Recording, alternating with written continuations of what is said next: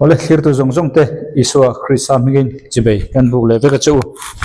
le ni hi tunkar kan tiang chu February tha nak tu khi thato alo ni dona February ni somni pariat tunkar tan chuan ni hi number kan ti thei tur video rijirtir na ani dona chuta chuan kan zirlai mek pathian tharau thiang lim temple biak in ni ti kha kan zira subject point mo takania ring tu te hian kan themu malchi alo atam zok ring tu te hian kan thelo ni a khiate tam takan om thawang marachu atam zok ring tu hian kan themi anwa tharau kan thelawa mi hring tharau mo te chuan mi hring sol pe chu kan mi zo Bible om tlat lo wangin kan thelo lutu le zual ni te chuan mi hring ti sa taksa kan ti kha ania chu chu pathian tharau thiang lim temple anita a kan taksa khan pathian tharau thiang lim kha chenga ti na ni lowa pathian tharau thiang lim kan sola cheng ti na ni lowa pathian tharau thiang lim kha mi hring tharawa chenga ma se he kan taksa pum pui chu thuthung hluya thaler biak buk temple angkha ani wangin chumikal zel chu vonia kan zir chunjom don nia pats azongin pats som palina anyanga ti chuan mi hring sol Bible in engtiang ang chi in nge a om ti Bible in asoya kha vonia kan zir don ni vonia hian kan mizo Bible kha I vonia kan subject zir tura hian tongkam na a min man I min ngai phal min ngai sak phal lo ula kan mizo Bible kha chu man tlak mi lo vonia kan zir tur he cha chu mizo Bible kan solom lo chu bang ta chu vonia kan zir tur zong zong hi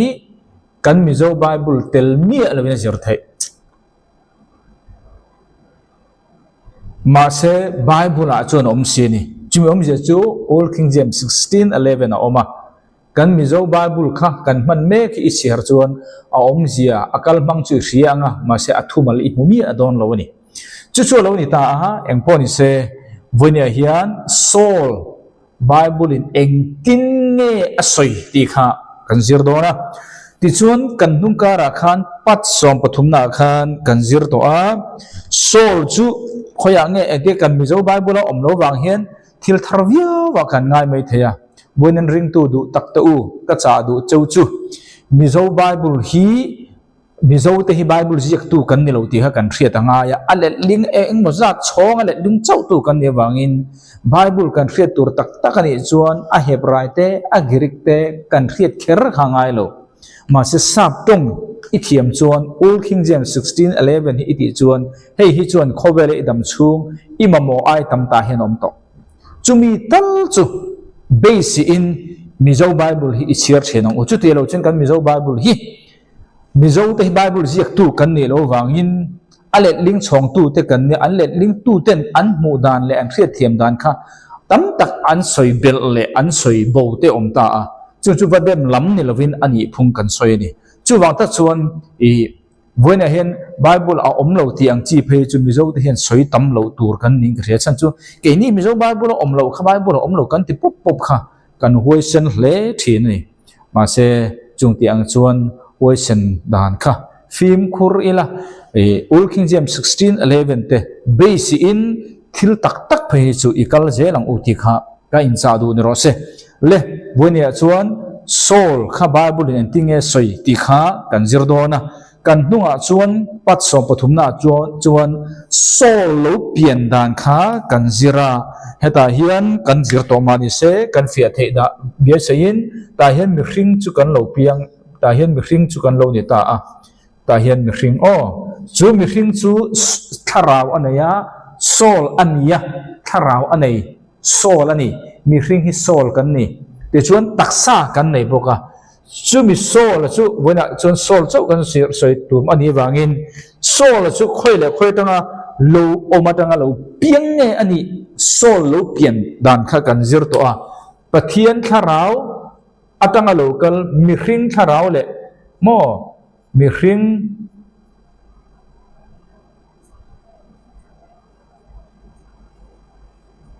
tharau le vei vuta tang local mi hring taksa kan ti kha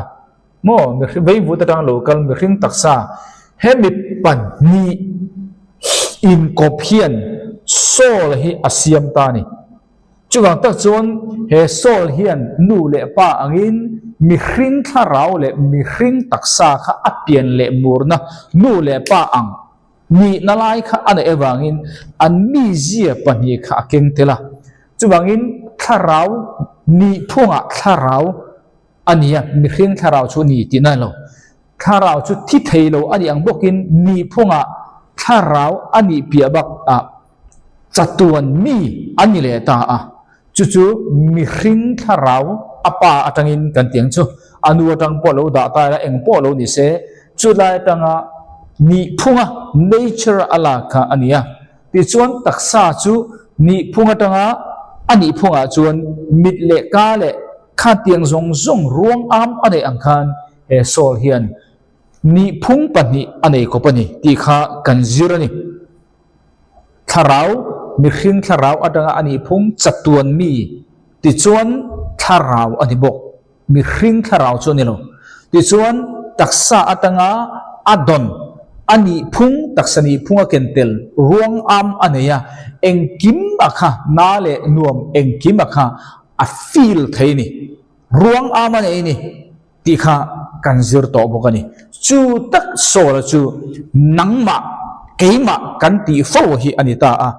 chu he bible kha he mi kha khoi bible chang basing e kan zir kan ti chon genesis bung ni chang sari kha nia e hemi basic khan chu bible chang chu kan basic khan pathian in lewai butin mi hring asiama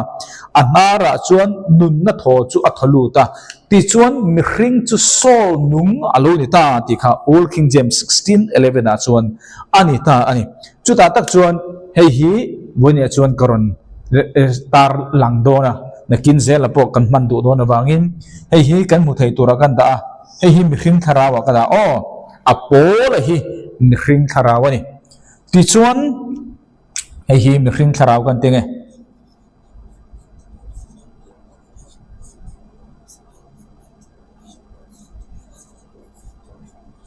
ti chuan levei vutin vei vut asiama kha a hring hi kan dang o vei vut asiama kha ngoro asen zok hi kan dang asen hi mi hring angoro aduma zok hi kan dang e aduma zok hi mi hring taksa kan dang e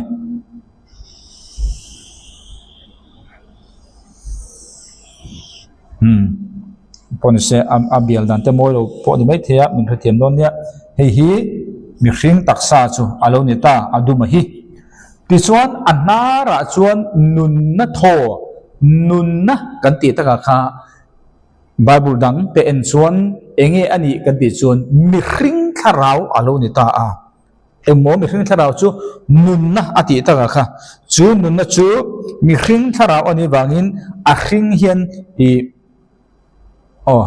nun na tharau mo mi hring a kha apol hi sorry nun na kan ti kha mi hring tharau kan ta a atholu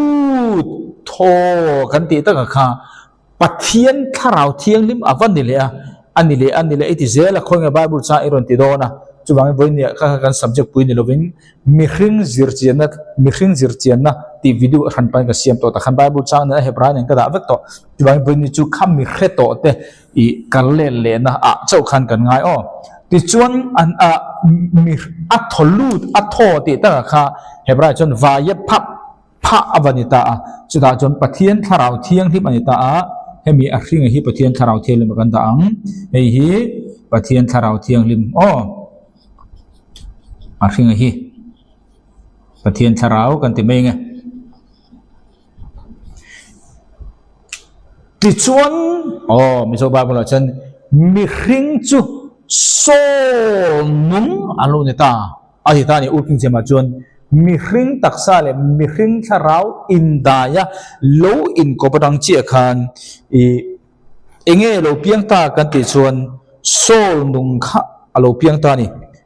abudang arong dang ka nei to si lova engpo ni se a sen hi ka mang le mai phoda menge sola o sen hi nakina man tur ka nei nan ma che ti hian da thawang hemi hi engmo ni kha asen hi sola lo ni ta ti khan kan kha thiam tura kan da to ni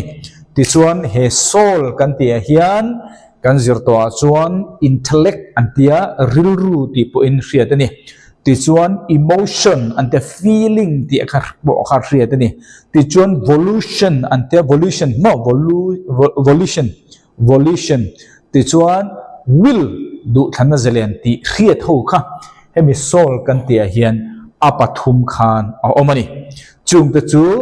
thaler biak buk mun thiang hlima halral thil hlan na kan ti te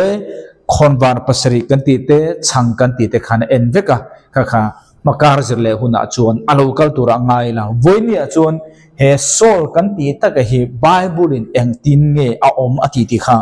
voina chuan kan kal phok phok no ni voina kan zir hi zirle zel turta na poimo khop mai voina hin i riat ngai lo po i riat karing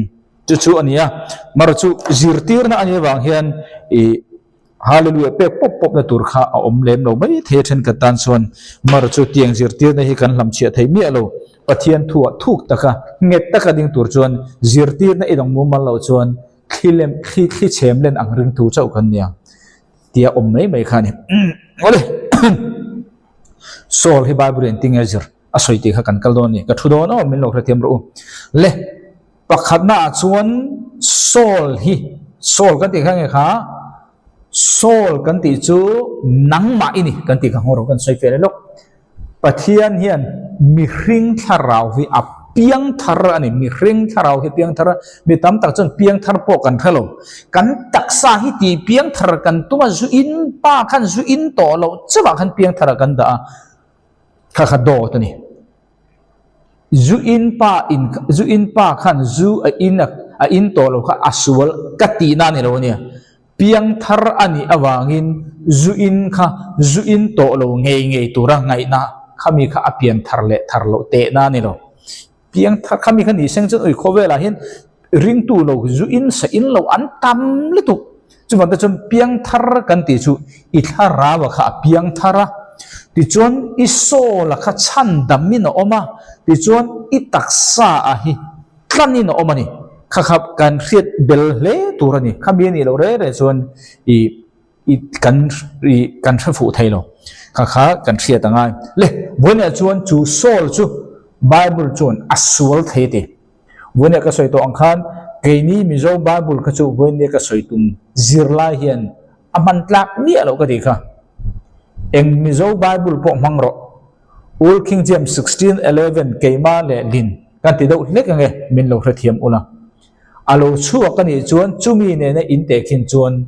amizo tonga te ka chon mamin chiar nuam le chu ani lowang ma se old king james 16:11 nen chuan mizo bible om to zong ain atnai berang ti ro chu krisa zara ka soi ngamani kha chu asan chu mizo bible hi mizo mitena ziak kan nelawa chiar nuam tur amam tur ziak kan nelawa pathian asoi ang chia sapina an soi kha le lina ni wangin amam thailo mam tur chuan then khat om ti rangai a om payangai kol thu fing chuan thu soya ne ya linga ma cho antinga de kol thu fing ka soi sual mai the ka kol tong thu fing a soi dan tak kha ma su a idea a soi chu dot soi tro chuan dot tel lo chuan thu ngai no matling lo ti kol thu fing thu ngai nom tak mam par kan ti chu do ta tel ngai chun tian do chun mizo bible hi chiar nuam le ti tur chuan then khat kan pe thena then khat om lo kan bel lo chuan chiar nuam mam takani thelo mam takani chuan ring hel ler a thelo chan chu nang le ke hian mizo pa taka bible hi kan kuta za om ke ma ni aziak ma saber tu ni ilang chuan kapomang ma se ke ni chu ale ling chong zel tu chau kha kan ne voi tam tak chuwang ta chuan kha chu thil har sa takani chumi wangin aziak mam kha anilo tur ka ti na lo nia ma se ziak mam kha za adik vekti na nelo nge khan jong kha soi tong engle boine kan soi tu chuma saber chun Saul hi Bible chun asual theti chu Leviticus bunga chang sompasari ka chiar don Leviticus bunga chang sompasari keima all King James 16:11 kaledin tin Saul chuan atisuala eng no ti Saul mi zawa chun nun ati mai thai tin Saul chuan atisuala tin lalpa thupek te manga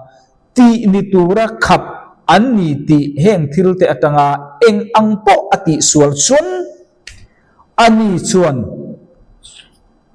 chuan chu a hello chungpo in chu ti chungpo in ani chu thiam lo ania tin ama kholo na chu atuar turani kha angel angan Old King James 16:11 le linani ma se chu mi zo pa tong khiat thiam dan turin soita ila engting e soi pathian danin tisu tia akhapakha ahria amo hello emo ati sual chuan solin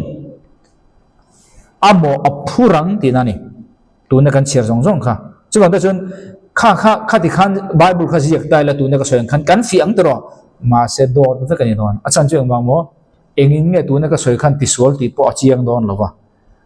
khang kha adita chuwangin a soi tum fu ringo ta kha adikan lo soi tum thel chuang si lowa athumal te dik boka si kha apoi mo zo chu ro ni ta impon se kha karon soi chiam ta a tu lo hlia ne chu wa ta chon Leviticus bunga chang so pasari na soi dan chuan Saul hi asul theti Saul a chon engi omkati kha real ru emotion du thanna zalen tu na Bible na Saul asul theti hi ani le adik nge dik lo iril ru in isual lo ngayam tu na hian iril ru in sual mi alwi om ngayam bone han nang le ke in tu na Bible a soi kha ni ti na kan ton khriat ne adik za pom vek tu kan ni Saul hi asual thei chu alo ni ta a ma se ti chu kan soi don ta ni ma se voni nang le ke he thu thung Krista thi a thole na ring tu te ro chon kan so la kha tun ang khan sual thei reng tho ma se pian thar to nu po in ma se pathianin suala min pu sak to lova achan chu ka soi du lai ta ka chu Kolosa bung di chang som pakhat le som pahni kan chiar chuan hela hian sertan kan ita a thuthung hluya chuan he taksa le he sol hi a in zoma engtinge an zom ti isoi thei Bible a khoi bung le chang e ti kharan omanga khoi bung le chang e ti ngai lovin fia do chu kala Kolosa bung ni chang som pakhat som pahni chiar chuan ser atan ati jun ser atan chan chu engwange a in zom wang ti na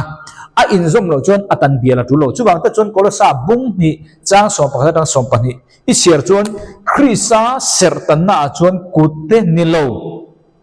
mo sertan na ta chu mem chu hemi kan thara kan taksa le kan sol kha ipian thar ni chi khan ta hian sertan alo ni ta ni tharawin mo chuwang ta chuan hemi to nuwa chuan sertan ini to nuwa chuan ingai to na isol kha sual thei reng na chungin piang thar ka chu patir ko pol tong kam dana video ma sa ka soi tong khan pasalya video ma sa salya khan pat som pani na suala pu kan ni to lawa chu chuan kan sol kha awa khoi poi to lawa ni he boin ni ring tu te hi chu ma se ring lo tu te ka ro ka chu an taksa le an sol kha zai ten sertan ten ve la ni lo wangin ka chu kan soi lo thu thung hluya chuan hei kha an zom tlata wangin taksa le sol kha an chara taksol le tharaw po an char kop de ka wangin taksa thil ti kha thu thung hluya chuan mei dil tlak na ni chuwang ta chuan pathian in dan kha kho ta ka man na ni achan chu ma mo an taksa thil ti pathian dan a bo pel kha mei dil tlak theina khop ti ta sual ve ka ni ma se ke ni ve ni thu thung thara chuan Hebrai bung ni chang som pathuma pathian thu chu annunga thil ati theya khan dai hriam ton eng ang ai po in a hriama ru chu khoi anga om taksa niam ru thing tharau sol thinlung mizo Bible chuan man ta lo ka tikha mizo ba chen ri ru ti lenga ne lo Old King James chuan I Saul I tharau I thin lung I ru chuan I taksa I thing zong pathian tu chuan a thlir hang vek boinia chuan thlir han vek ani to tutlung lu chuan char vek ani chuwang ta chuan an taksa thil ti kha uluk taka dan manga en kolani juda hawa kha anti sol chuan khrem turani na tokin eng chan cheng wang mo khrem munakal tir thei tur khopa sual ani vek dan bo pel re kha chu khatien aum je kan thret ke garing chuwang ta chuan pakhat na chuan engmo buda sol kan zira sol chan chin kha kan la lian an ti khre turani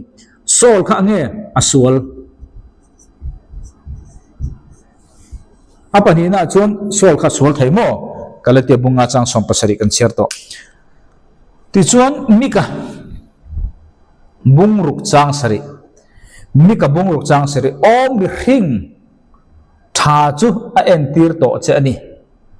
lalpan aphu che chu enge ni dik taka ti le khongai nangai nat le I pathian ne na thu nuai ro taka len dun ani lo ven ni ti khania mizo bible a chuan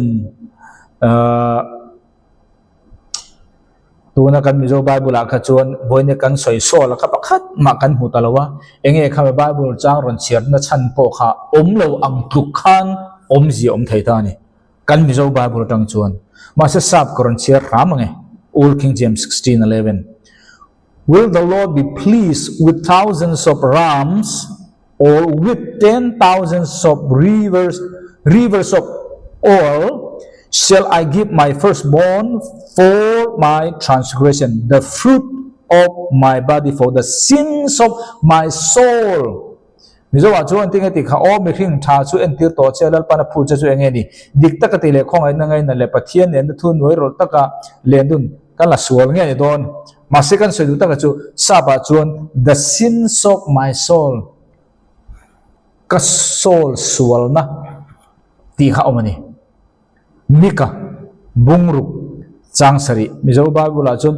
chang ruk na chang ri nge ro di mai theya ka thulak na hi afu bak lo po ni mai theya mar chu sol chu omlo ti khaza za ka chiang o asan chu bible ka le lina wangin mizo bible basin ka reve view mai ni sol omlo hi chu bang kham chung chang an na ka jon ka chiang ni sol chung chang khan mizo bible pa khan mom no le chu wangin tu na kan soi du point ber chu sol kha asual the ni ring tu ini chuan isola kha sual thei chung si khan pathian in sual a chiar to lo chu taka chu nang le ke hian chatuan nun na kan nei kan ni chan dam na bo thei to lo ni ti kan au pun san chu kha khani a sual thei ring tu po ma se chu kan sual chu pathian in suala min pu sak to lo nang ma suala apu to lo achan chu sertan na kian ala rang iti sa in itak sa in til sual chu itak sa in mo purang isol kha ba hong to lo afia via win ka riani chu wang ta chuan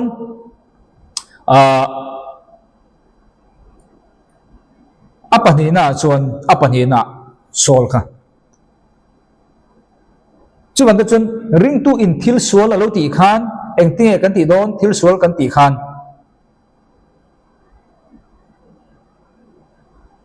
I taksa in thil sual tia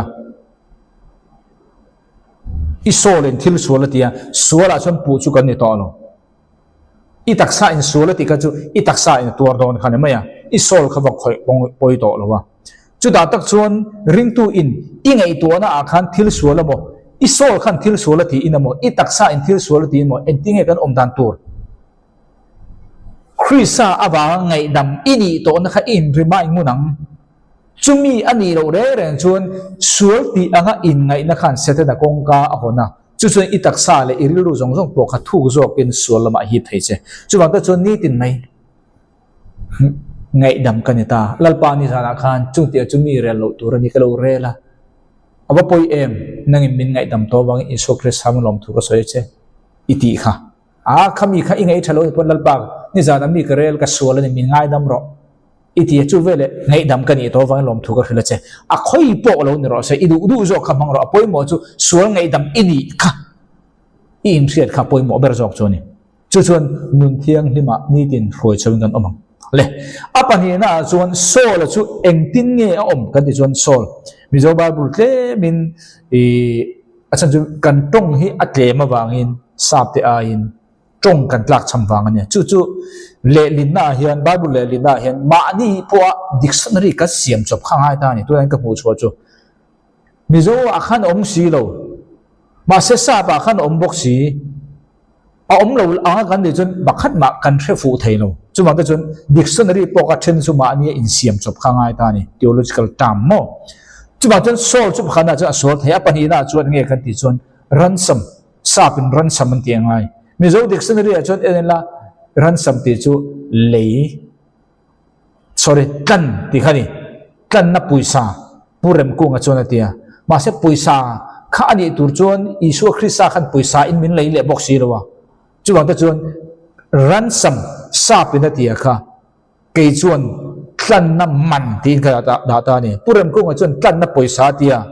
asan chu puisa ani chon isu in puisa in min lei kha am thei ani lo ti chu kan theu na tungin ma se man ani ro chuan chu chuan thil tam tak kha amana khan soi rem tur om ta poisa ni chuan poisa chau kha kok thea chu ma chuan kan so la hi ange kan ti chuan ransom sa pen ti ransom kan ti chu ange kan ti chuan ron soi fi ang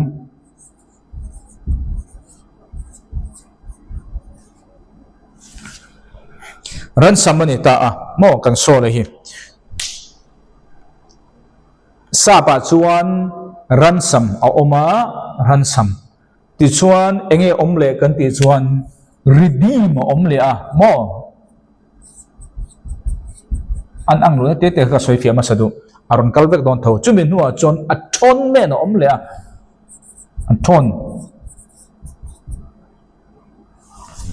aton omle a hei hi mizo dictionary kan en chuan puje ef dailowa abik takin kan ti vek khania ani lo chu ni mi alo ma se chu ai chun om janei deu in om ta chu ka thiam ang tokin koron thil fiam asang chan chu pakhat te tin kan kal don kan so la hi ni vek chuan ransom ani chu enge kan ti chuan ransom kan ti chu kan na chu ni ma se kan na ti rongon khani lo wa mi kan do na amman pe ka kha nang le kai kan sol asol ta a chuwa chun kan ma mo ta khoi tan ber ngoron mang don ta hian tunaran sam na ina soi chu isua kan thi aya thi a aron miron leina ta kha amana kha kan de mem na man ani na ta chu aman so nge isua thi ta kha amman ani hian soi ta ela kan thre fe the turin hei hi dora om ta a an zuar ta a hei hi dora mo cheng somin an zuar tiang chu karen sam ka ti chuan cheng som kha ka pe ti nani ani chuan ka thil lei tur kha cheng som ka pe tak kha ran samani ka riam to ro cheng som kha ran samani a cheng som kha nang le kai isun min ran sama kan ti chu isu a thi na tak kha cheng som anga mak ngai tur khani min kan na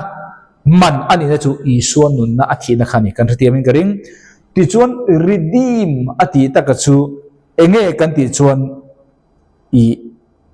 a redeem na taka chu nge kan ti chuan khami puisa cheng som ka pelai vel khani ka pe ke action khani kan riam no a puisa ka chu ran samania isua thi kha ran samani min leina puisa angdawa amana khani ma se redeem kan ti chu min tantura isua ina athi khami action chevel buaka tuar te khan tiang kha redeem chuni a action kha min tan na tura malak na kha kalphunga kha kepen na kha kan thiam dro ti chuan athon kan ti chu cheng som man cheng som ka pe cheng som ta kha ran samani ti chuan ka ne vela mo ka pe lai ti ka pe puisa ka pe ve kha a puisa cheng som nerwin ka pe kha ka action ka kut che vela kha redeem anga bangai tur ni isua torna le athi dan bor vel action kha chu vele chumi awanga a result a chunge kha he cheng som hi man bo emi hi ka kuta alo thengta chu ang che chun atonement kan ti chu isua in console thi man ape anunaka ti chuan chumi atana athivel action vel kha atopa chuan chumi ina a result achu pathian ne na in mel ma kha kan in rem le kha aton men ani in fe tur ka da kan soi kan fe je tur ang apani na chuan engmo kan sol hi ran samani Exodus bung som thum chang som pani Exodus bung som thum chang som pani an ma ni zat nung zul zuin Israel te fanau te bel khom zat nangin ila khun chuan chutilai chuan lalpa he na ama soltan tlan na man chu ama soltan tlan na man chu ama soltan tlan na man chu voini mizo bible khaman tlak lo ka ti kha chuma chuan sol kha ela hian tlan na man ti khi ran samani sol khan tlan na man ani kan chan chu kan sol kha ran samani om ja chu kan sol kha sola man kan turin man za ta nei chiar za nuai sing kan tianga cheng za kha tianga azat kamo khami kha ran sam ante chu isua thi na kha kan man za ta ni ran sam chu chumi mitinin anni chuan an peturani an mani in chiar hun chuan an mani jinga engkhrichia ma a omlo nan ti in an mani chiar hun chuan chumangin kan sol kha engmo ran samani ran sang kan ti chu engmo kan naman amana kha amawang kha apathumna ti chuan kan sol hi enge kan ti chuan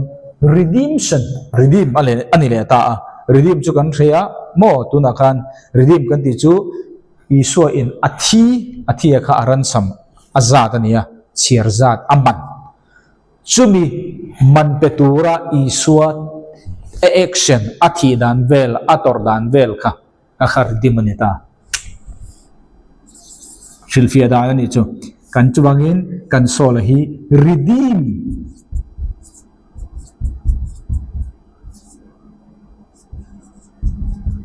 tlan ani he chu tlan khai top mai chuwang chen tlan ani ta kan sol hi kan sol chau hi tlan ani lawa kan taksa po tlan ani kila hang soi to kha ma se boini kan sol kan zira bangin sol chau kha karon soi chachu taksa kha kan la thleng lo sol hi tlan ani Samuel pani na bungli chang rian Samuel pani na bungli chang kwa Samuel pani na bungli chang kwa tin Davida chuan berot mi rimona fapa rekabale a unaw pa chu achanga anhena lalpa kamang an na zong ata mi sandam tu nun na chalin ka soye mizo bible chu kha zong khani enge voine kan zir turan enge ingkung kaina omti mai tur khani ni masya saburon serang and David answered Rekab and Benet his brother the sons of Rimmon the Berothite and said unto them as the Lord live who had redeemed my soul who had redeemed my soul who had redeemed my soul chubain kan soul hi nge kha redeem kanani kan ti chu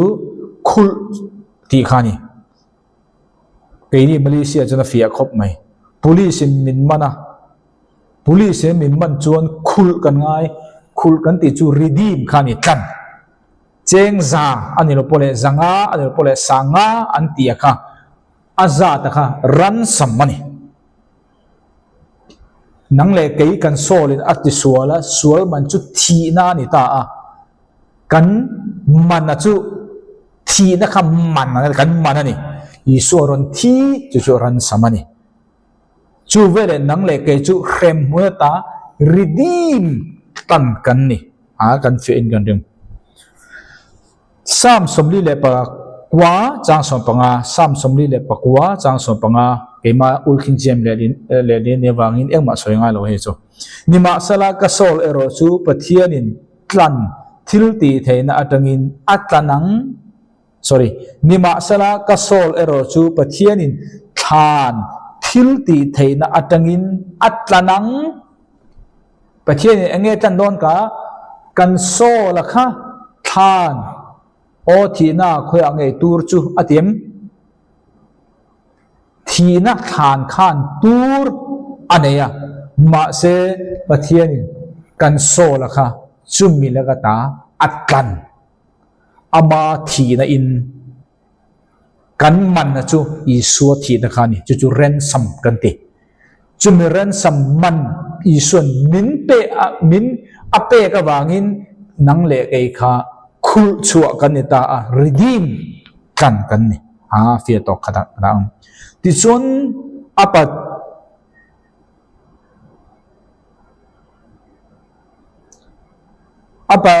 apa di na chuan enge kan ti chuan kan sol hi a thon kan ti kha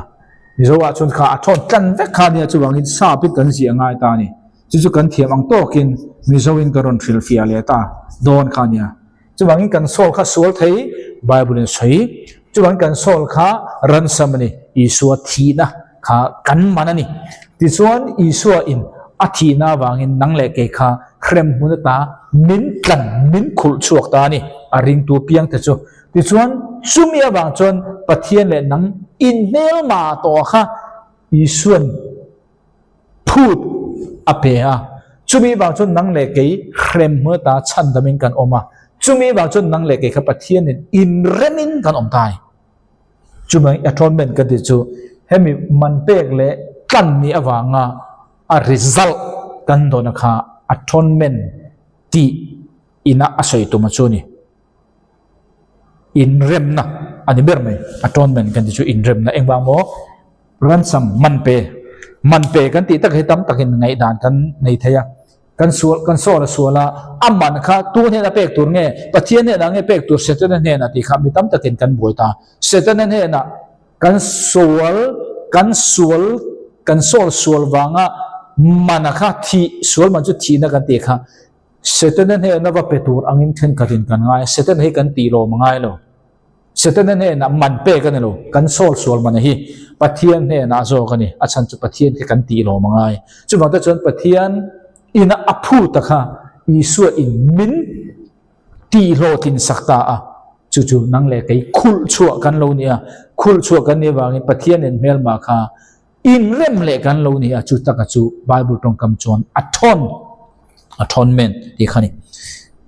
kan sol leviticus bung som pasari chang som pakhat leviticus bung som pasari chang som pakhat ti sanun na chu ti sana chuan a om sia in nun na atana in rem na siam na tura mai cham chunga ka pek chu ani nun na atana in rem na siam na chu ti sen nge chu ani sia ani ta a tuna khan atonement ka soi kha kan threm atonement kha atonement ani ta a keima le lin ul king je ma chuan tun hi leviticus ka zowa ka le ling me ka chuwangin leviticus bung som pasari mo kaima kala le ling thleng lo hi bunga chau kala ni ala mase mizo bible tu na ka chiar ka chuan omzia pakhat ma omlo ka ti kha ti sanun na chu ti sana chuan om sia ti khania in nun na atan atita in nun na atan ati mizo bible chuan sapa chuan in solatan ti tur khania in solatan in rem na atita in rem na siam tur san chu kan selu tak chung kha atonement kan chu in rem na ti in let ling khani tamai achan chu tan na ti chuan tan na kha pathum om to akhoi ber nge kha po kha keima om atanga kapwa belatanga dictionary ka sim dingot lo pa chuan I lelin khan tlan na ti khani ta a khoi ber nge man ti kha mizo bible chau thir tu dan chan thre thai to lo chuwang ta chuan tlan na man ka ti chuan ransom soina tlan na ani chuan redeem soina in rem na ani chuan atonement ti kha thuthung luya chuan thret mai tur khangai ta ni chuwang in kan soltan hian in rem na siam khani hemi pa achungo pani bang hen ti chuan pangana chuan kan sol chu ti bal thai alo ni ta pangana defile kan tinge sol chu enti mo kha defile ti bal thai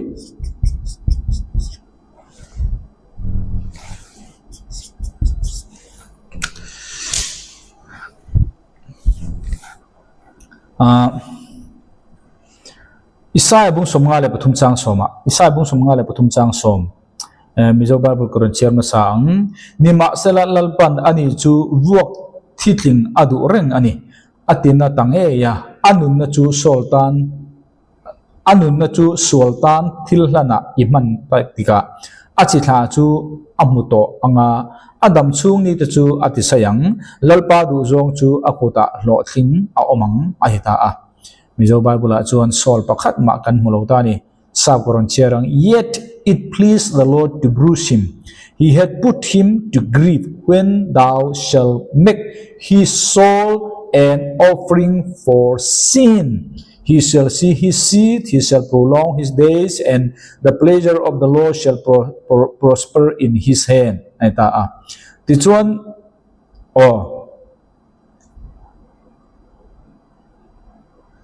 kan sultan kan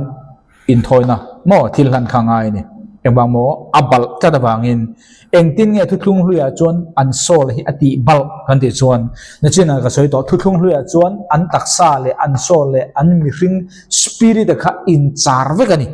chuwang tak chuan engtin nge an char ti in soi thaya ti in zo na lom ta se khoi bible cha nge in mu kan ti chuan zai khang kan ti hi engwang nge zai hanan tul an char wang anem Bible thuthung hluya chuan an sol le an tharau le I an taksa an char vek zia ko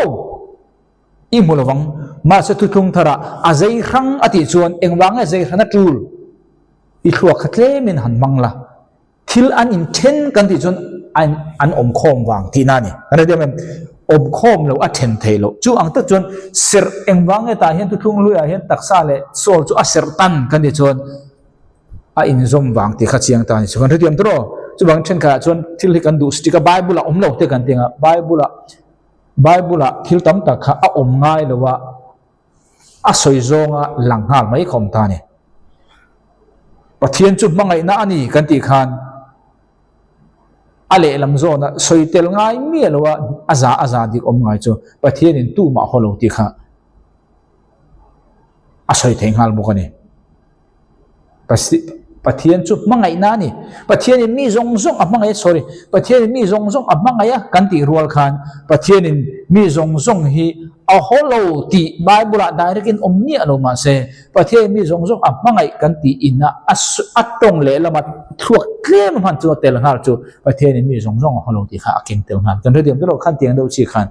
chu bangin thuthung thara azai khan na chana chu kur sertan mangin tharau sertan mangin an om khom wang chu bang ta chun thuthung hluya chun engtin nge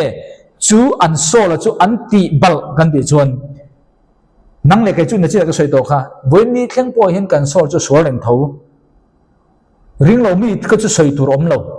ring tu po kan sual tho ma se sual pu kan ni to lo chan zai thana ni wang ka ni to a thuthung hluya chuan engtin nge an ni chuan an sol kha an ti bor bang an ti bol ho kan ti chuan ngay tua na sol kha abani vek lo mithi ruang an khoi po in an sol kha ti bal chim om je chu khrem muna an ka thei tur khoba sol ani engwang mo an taksa le an sol kha in char tat hek chu wang ta chon pathian in te kha thuthung lu a chon adu uluk khalam pang video zirtir na ka detail in tharau lam ser tan ti in video kha da in du chen no thirang chu bang chu voi ni han eng ma kha lawin voxa e lo tur te ka han pong ti ro ta e ro ka ti mi alo ma se kan e lo na chan he Bible na ti kha ni lo I resel na ngai lo chun voxa po ni lowin a thum po e su Bible ti kher kha tam tak chu ngai chuang lo mo Bible a direct in thum e tam hi zun thum ina huwa ti direct in e mo lawang om lo e mai te thum e ta tok la zun thum si khan rei lo wa ithi mai do na ni a chan chu Bible la chuang si lo nen ti ri hot khan lo Bible a thil them ta zuda ho kha pathianin voxa e lo tur ati chana kha zuda ho kha engwangin nge an voxa e le e lo kha an taksa le an sol in char ta ni bangin chu chuan an khem huna ta thai boy dang le ke in chu engma kha lowin an ti lom Bible ti rom ti ri hot kha ni lo chu thuthung hluya e in hlenga pathiana adu uluk na chana kha mo tam tak zinga an tan sul ani thin na chu an taksa le an sol in char tlata wangin an taksa ina pathian dan abo bel re re khan an rem huna kal thaita ni thuthung hluya po entirnan voina nang le ke chu kan taksa le kan sol kha an char lo wangin suala pu kan ni talowa thuthung hluya po then ka chu suala pu an ni mi alawani entirnan davida ta khan a uire atwala that bo lo mi mase davida ka suala pu anilo mase atak sa thirti jon atak sa kha tore asol ti wangin mase suala pu anilo mase tuthung lu mi zong zong kha tiang khan davida ang khan suala pu lo vek chu ni le chuang si lo kha tiang khan pakhan le pakhadan ang lo ni chu tuthung lu ya chuan tuthung thara chuan kan japain kan ni vek tu ma kha i tak sa sual ti kha i sol piang thari ni chuan pu inilo pu ni angin in thiat po in ini chuang lo nang mai mai pathian ma chuan ni chuang lo le Leviticus bung som ni pani changa Leviticus bung som ni pani changa engting e taksa an sol ti bal om dan vonia ka chun soingai lo ka ti to kha vonia po bal thereng ma se sol pu kan ni lo thu thung lu ya chun engting e tam tak zinga Leviticus bung som ni pani chang ru chung tiang khoi tu chu tlai lam thlengin abol ho anga tin a in bol lo chuan thil thiang lim te zinga mi chu a ei tur ani lo Mizo Bible chon chu tiang khoi tu kha ati khana tan ding ta sa pa chon the soul which has touched any such shall be unclean until even shall not eat of any holy thing unless he wash his flesh with water soul mithirwang sathi po ni se sarwang thi po ni se soul wa khoi reng achu at abol ho ani tui ne na ataksa an then thiang lim lo chuan ti da kan ri mo sol le thuthung lu ya chuan sol le taksa kha amang kop don buna po mang kop ren ul king jema engwange in char tat hek sol le sol chen taksa po sol taksa sol chen sol po sol thuthung lu ya chuan chuwang ta chuan tuna Leviticus bung som ne pani chang ru ga po the soul which had touched any such shall be unclean until evening soul churil ru ne ting eng ruang nge ba khoi thayang ma se asoi tum chu nge a khoi tu chu ataksa ma se asual pu om le sual thi sual nitel chu asol khani ti kha fia ta ni chu thung lu chuan an sol ta kha ti kholo ti balani thil thiang lim lo an va de a an va khoi rungot po khan ei kha chu soi lowang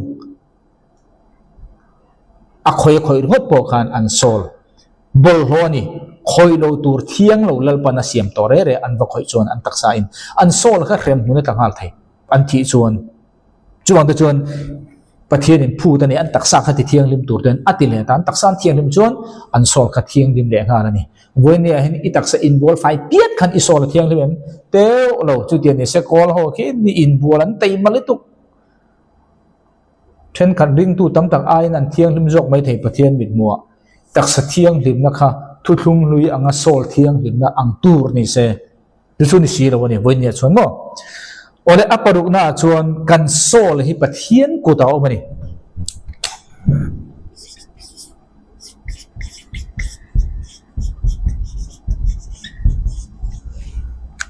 hi kan soi na tian kan sol hi pathian ku ta o mani ti khan tam tak afu thei ruarin tam tak afu lo thei bok anga ma se Bible chang atangin pathian ku ta kan sol om lai kha karam prove anga voine hen ikuta le ka kuta po kan sol hi tam tak om bok pathian in dam turin nang le kein bin dua ma se nang le kein kan du tat lo chon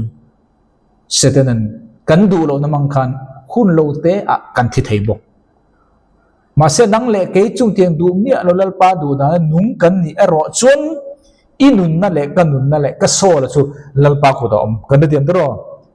khowela hin lal pan ek ang lal pa du da inunga kalani chuan eng ang khopo in nun na du mala lal pa tok to I thogrim tol du ke inalu ho to ro ati huna chuan nang le ke min la ma se pathian eng ang pul khowelen om le ri turin nang le ke min du ma sala nang le ke in kan du lowa nang le ke in kan om da na fu lo chuan sete na kong ka kan honanga ani chuan rang taka kan lak che kha ma bok chuwangin tu na kan zir turi chu pathian du da na nung le pathian rem ro da na kal chung ho nun na chu pathian ku ta omani ti kan soina ni ti khare tur ni zo pa bung som pani chang som mi zong zong khawa huam lo tu na mi hi kan ku ta tam tak an hat ve tho in ok lum kan ti te zo pa bung som pani chang som akuta thil nung tin nun na le mi hring chi zong zong tharau om pathian ku da khan sol zong zong le tharau zong zong omati ulking je ma chon in whose hands is the soul of everything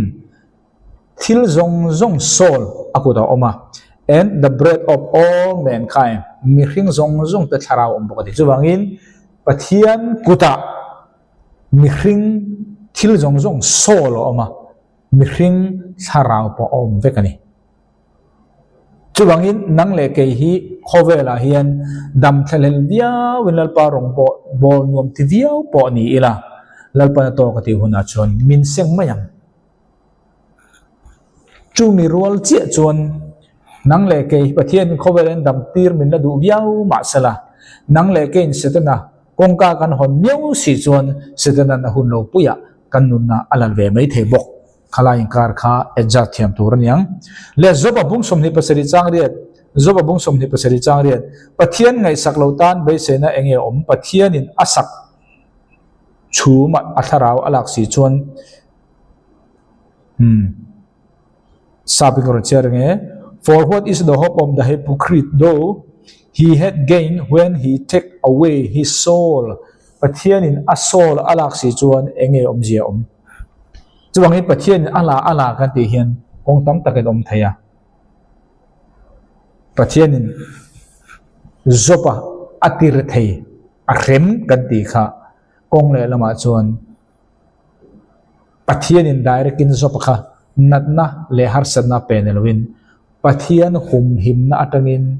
pathian a hum himna ala chawa satanan abai zo khani chu kong le lama chuan pathian in ati ti in asoi thei thowa ma se ati tu tak tak chu setana khania ma se pathian in ahum himna zopanun na ta alak chawang khani khan teng che khan tu na pathian ala kan ti po kha pathian in ahum himna da reng theilo tur zonga nang le kai kan khosak si chuan pathian in ala kan ti kha setana na mi lak po kha omani ti kha kan tel tur ni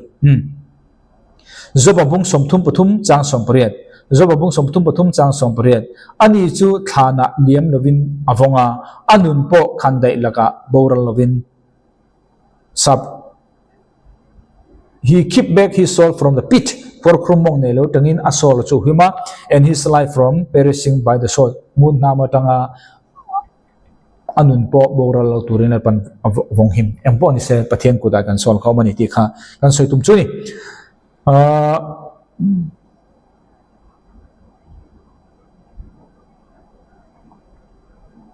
Bible akan kan mua i lal Hezekiah kha mo enge kan mu kha lal Hezekiah ne lovin lal Hezekiah po kha anun na po sayo om kha tero kum so panga po sayo om ani kha ka chu enge kan ti chuan aswala sia in lalpa alam le le lalpan kum so panga anun na ati po sai sakani kha mo kha ka chu akhe sadang mai thai kai ni chu sual na kha chuang si lawa kan fu lo na kha chuang si lawa nun pa nga ya nun par ka chon min ti sei ni tur chan kha om bak lo mai thai ni kha chu a case ka te me dang do eng po se khang zong kan pathian ko ta omani ti kha kan soi du pon ni ro se lalte pakhat na bung som pasari chang som ni pa tanga ni ti chuan no pangchunga chuan voithum aboka lalpa chu awa o lalpa ka pathian khoi takin he no pang nun na hi ama hian han om tir le ang che atia eliza no pang thi to atong thai khani tin eliza chu lalpan le eliza thu chu alongai thak saka ti chuan no pang nun na chu ama chuan alo om le ta a alo har le ta a no pang nun na no pang nun na tina manga ma se sa pa chuan enting e kan soyang ka de chuan no pang nun na lo no pang sol chu ti khani tiwangin sol kha pathian ko ta om ti kha kan soi du point ro se ti chuan apanga na chuan apasari na chuan mi pasari na chuan mi hring taksa tangin sol hi achua khani thi kan ti himo mi hring a thi kan ti hian mi hring tharau kha chua ka mi hring sol kha taksa kha zambang reng na lo mi hring tharau achu arwal khan mi hring sol po kha achuak ve ni chuwangin sol kha enge kan mi hring sol kha mi hring taksa cho san demo chuwangin mi hring tharau chu ring tu tharau po ring lo tu tharau po ate tu pathian ha kal ma se chumi nuwa mi hring sol khan taksa achua san ve le a kha kharo chu ring tu kalna le ring tu kal lo ring tu lo kalna a nang to don lo mi hring tharau kha chu ring tu po ring lo tu po akal na pathian ha mi ve ve ma se kan sola ro chu ring tu le ring tu lo kha kalna nang to don lo adang phak don ani khrem huna nge pradis ti kha aniang ma se chiang ro chu thi kan ti hian mi hring tharau akal chu rual hian mi hring sol hi taksa khan taksa tangin aswak ve nga lani chu Genesis bung som thum panga chang som pariata ul king jam ke ma le lim tin heti hi nia asol chu kalbo na om angin asol chu kalbo na om angin chu mong le chu atharau chu achuaka athi don la yin ti dani ani chu athi ta ka wangin ani chon aming chu benone ya avua ma se apa ro chon Benjamin avua ta a asol chu kalbo na om angin ka chaidu ta chu i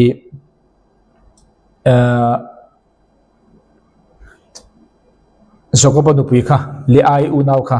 aming kan thengel tak chu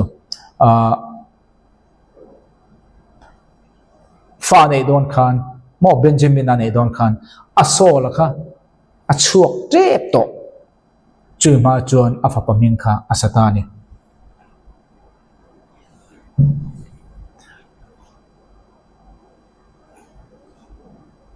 chu kan chai du point chu so la hi mi hring taksa mi hring kan thi hian a cho sanani lekha kha Genesis bung som thu panga chang som pre ta kan huwa chuwangin mi hring an thi re re hian an sol kha akal na tura akal ngal ti kha riat tur ani taksa ro chu levai buta kirang pariat na chuan mi hring sol kha ring lo tu thi ani chuan a sol kha khrem huna kal ngal ani chuwangin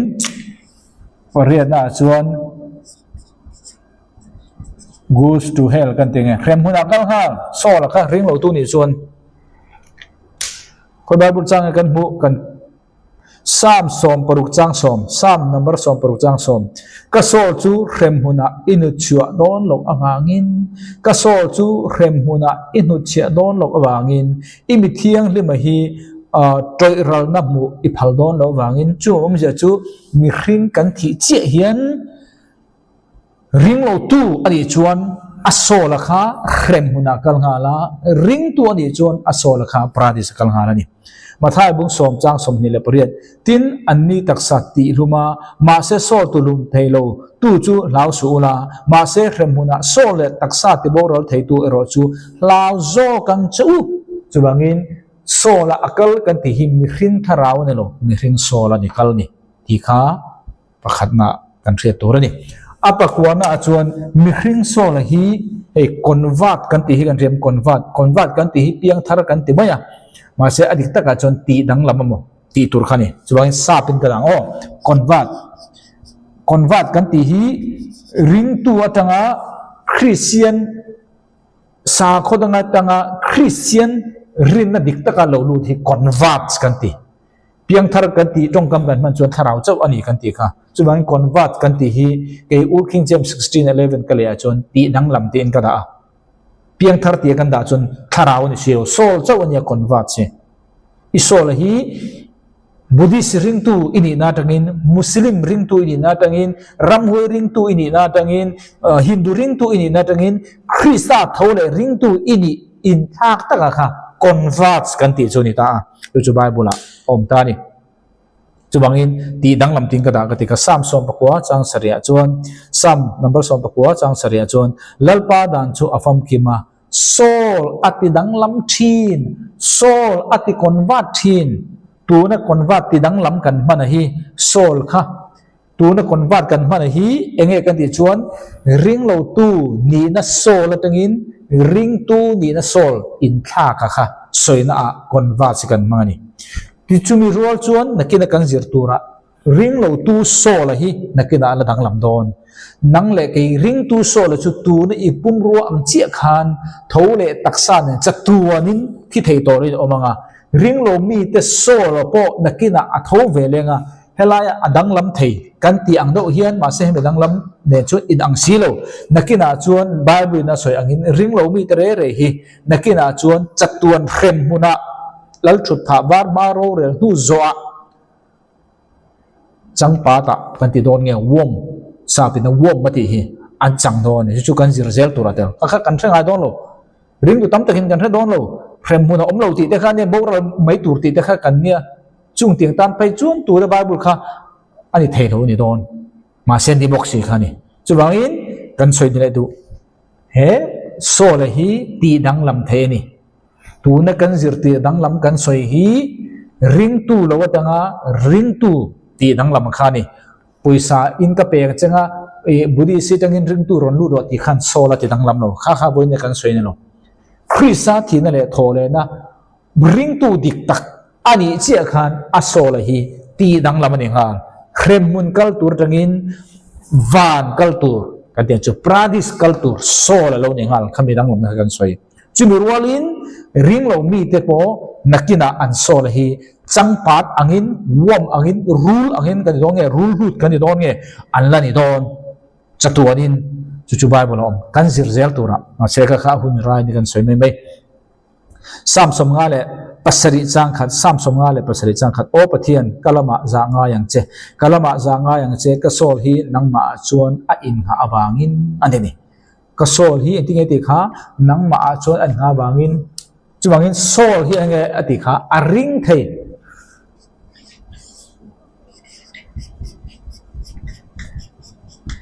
tuna in hat kan ti kha trust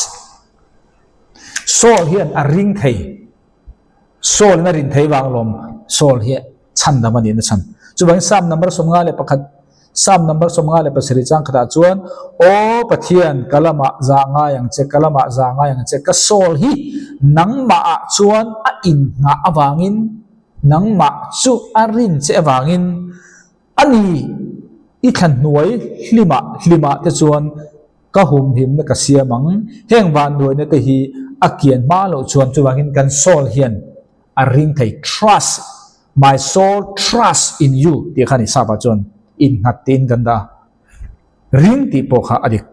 in hatin ganda don nge chu aro ni ti chuan hebrai bung som chang som thum pakwa hebrai bung som chang som thum pakwa nima sela anni bora na lama nung tol an ma ni atangin kan nilowa nima sela sol chan dam na lama ring tu sol chan dam na lama ring tu an ma ni atangin kan ni jok sol khan ring lo thei irin chuan ring tur chan dam ni ring tur iring lowa ring lo tur ring ni chuan remui ta zo der nangkar eng om lo som pakhat na enge chan dam om kan ti chuan kan sol hi chan dam ni sol chan dam na he chan dam na kan ti hi chan dam na tak tak khani ril ru ha dam na khani lo le oi boina ril ru ha dam nei sol cham dam na kan nga ya ni lo iso calvary cross ya thi na chan tak hi isol chan dam tur khani chu chu lo ni ta isan chu isol kha nang ma khai ni tatua mi nia pumrua ruang am engkim mirin mel ang ane kan ti kha Jacob bung khachang som ni pakhat Jacob bung khachang som ni pakhat chu bangin bol ho na le chim om na chuang liam zong zong chu da bo vek ula tin zol do na nen thu tu in chuk tua chu dong ro chu chuan in so te chandam turin ati theini in so te chandam turin theini sol hi ni pathiaina calvary cross ya chandam tura afapa isua athi tir channe itharaw ne lo itharaw ka chandam ngai lo pathian he na ne pathiana kan le don thon khat petera bung khachang kwa thon khat petera bung khachang kwa in rin na top na chu dongin in sol te chandam na nge chu in sol te chandam na nge chu kan sol hai lom chandam ani apa sompani na chuan kan sol hi chak na mo ti chaka mo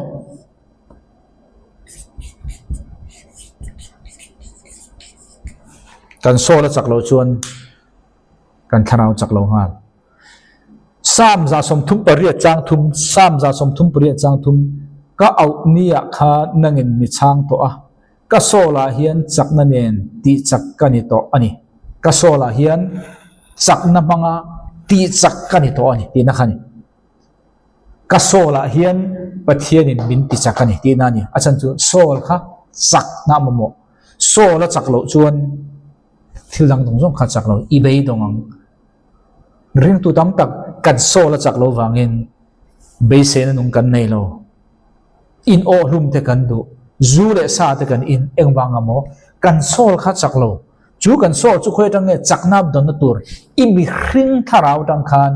จักนาดงงอิมิคริงทาราวจุคุยตั้งเงจักนาหวงทาราวเทียงลิบตั้งอินอีทาราวเลปเทียนทาราวเทียงลิมเฮลาอินเฟลชิปอัจฉริยะตั้งอินอีทาราวอัจฉริยะจุมีอีทาราวจักจวนอิโซลจักโลขัดจอมจักอิโซลจอมจักจวนอินุนขัดจักนี่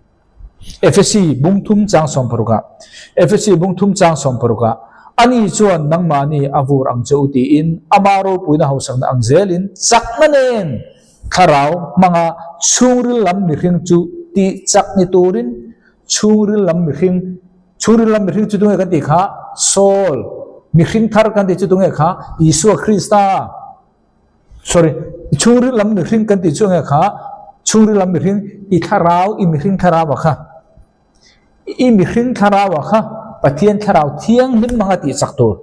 อีมิริงข้าเราอัจฉริยะข้าเราเที่ยงลิมมังอินจู่จวนอิโซลจักละวะข้าที่จักเวทีจู่วังอินโซลเห็นจักนะอามโมจู่โจลจู่อัจฉริยะจวนโคเวลฮิอาลิมอมโลโคเวลฮิเอ็นเฮียนเบย์ดอนนะโคเวลฮิเอ็นเฮียนลุงไงนั่นแหละอันนั่นตัวแหละทินอุนนั่นตัวแหละเบย์ดอนนั่นตัวรินักขัดเอ็งวังเออิโซลจักโลอันนี้ฉันสอนจากตัวจุดยังไงอีข้าเราอัดจักยังไงอีข้าเราข้าเองที่เนี่ยจักนั้นปะเทียนข้าเราเที่ยงลิมเนี่ยปะเทียนทูเลยตรงใจนะเขาตักโตเลย Bible study นั่นแหละ Bible เชื่อนะอินอีข้าเราอีจอมจักกันอินกบตัดตัว Bible เจ้าอวดตรงใจอีอวดโลชวนตรงใจเจ้าอีอวด Bible อีอวดโลชวนเองเนี่ยเนี่ยกันอย่างกันที่ชวนสิลายเนี่ยอามุเตลโลค่ะทูตรงใจทูเตลโลวะนี่ทูเจ้าเดียตรงใจเตลโลจูสิลายเนี่ยอามุเตลโลอันนี้มูเนี่ยสิลายเนี่ยโลอันนี้กันที่เดียวมั้งเมลมาอีกับโดนเองป่วยหมอขาสิลายเลยอามูจูเองขาปะเทียนทูจีอังคานี่อาสิลายขาตรงใจนั่งอังคันดัง